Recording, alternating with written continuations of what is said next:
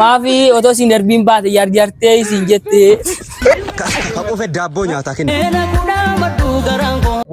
Bishaan keessa bulbulnaa ce'u. Guyyaa keessa sa'aatiin 82 natti fakkaata.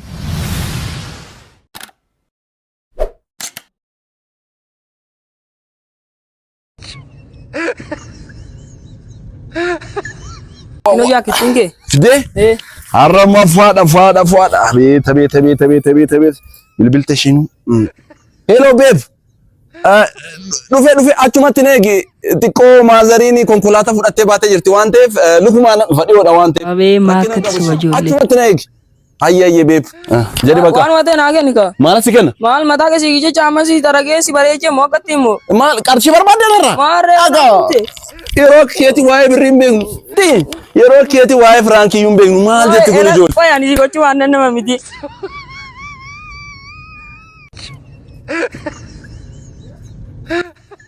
Eessuma abbaa gadeen tokko goofta koo si ilaala.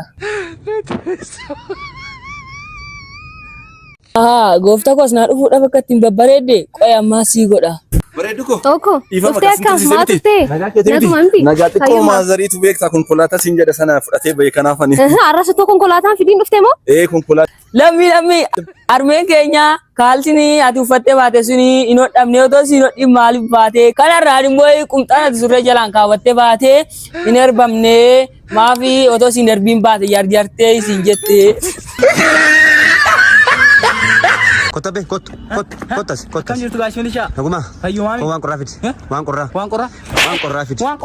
Hin qabu. Umatak duwwaa. Tunoo tarkaa qabdi. Ish. Tana maazariitu yamma kaameraan bitiifne.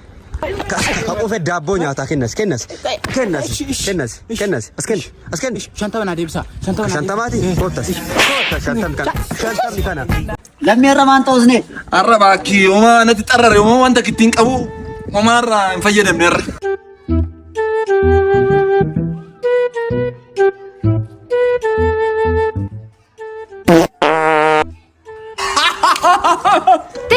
Innumtaa kakeetiin qofforaartu kun yooma faca'ee biqilaa?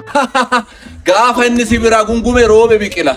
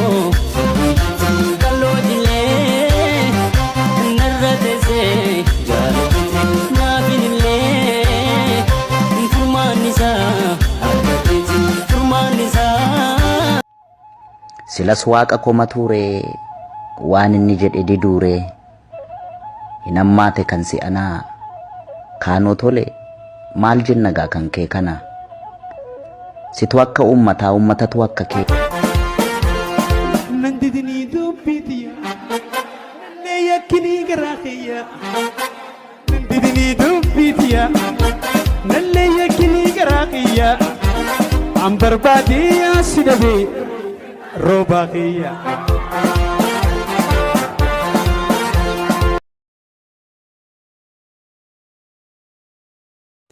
Metiko gattaime ija keessan silala akka ajaiba Metiko gattaime ija keessan silala akka ajaiba Wan jarjartu fakkaata jarjariisu tasuuta ta'ina haasofsiisi akkasiif ta'uun garta akka ajaiba Bishaan keessa bulbulnaa ce'u.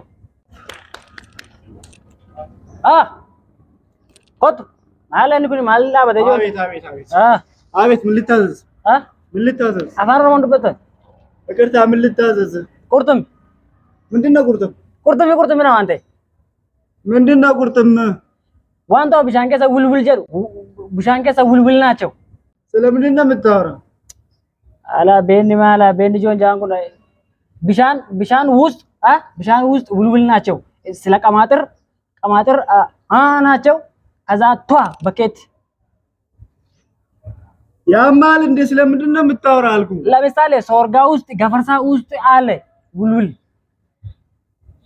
kana jalma mo kitaba sabare sesi bidure ledde fa wayse ስለምንድን ነው የምታወራው አልኩ። den baka dem dena dem sinje duda guro gundo utta kaman ያማል እንደ ala ni jon jan kun abbe malen karbuti jeten weni ti jamala igimi da koriza jalangani